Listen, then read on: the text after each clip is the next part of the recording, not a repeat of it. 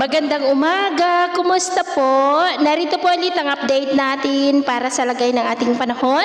Ngayong umaga po ng November 9, 2024 na kung saan sa ngayon po ay tuluyan na nakalayo ang bagyong si Marce dito po sa ating bansa. Nasa labas na nga po ng ating area of responsibility dyan na po sa may South China Sea. Habang sa labas naman po ng ating area of responsibility ay may panibago po tayong binabantayan na tatlong sama ng panahon na tinawag po na Invest 92W, Invest 94W at Invest 93W. Ang salitang Invest po ay tawag ng Joint Typhoon Warning Center sa mga low pressure areas dito po sa atin.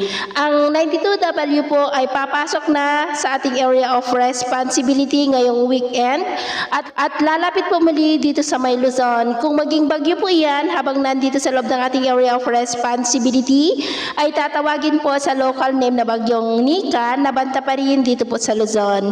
And after 3 to 4 days ay may papasok muli na isa pang sama ng panahon ang Invest 94W at posible muli na maging bagyo yan na banta pa rin dito sa Luzon. Kaya patuloy po natin nababantayan ang development ng mga weather disturbances na nasa silangan natin dahil nananatili pa rin na banta ang mga yan dito sa ating bansa hanggang po sa hindi nalulusaw.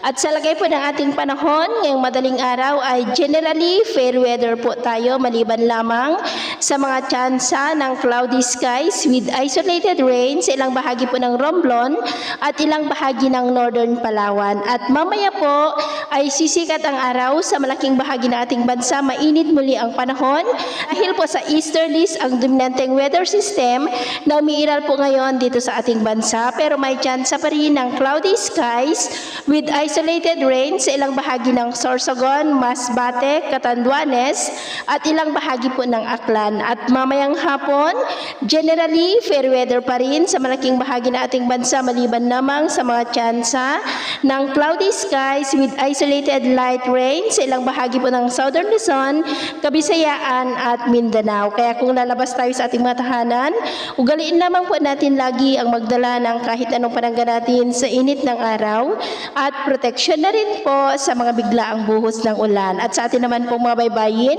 wala na po tayong nakataas na namang gale warning signals, pero iba yung pag-iingat lamang po kung papalaot tayo para po mas makaiwas sa mga sakunang pangkaragatan. So ito po ang latest update natin sa araw na ito. Ako po muli si James na nagsasabing sa kahit anong pagsubok po na darating sa ating buhay, huwag po tayong mawawalan ng pag-asa. Thank you and God bless!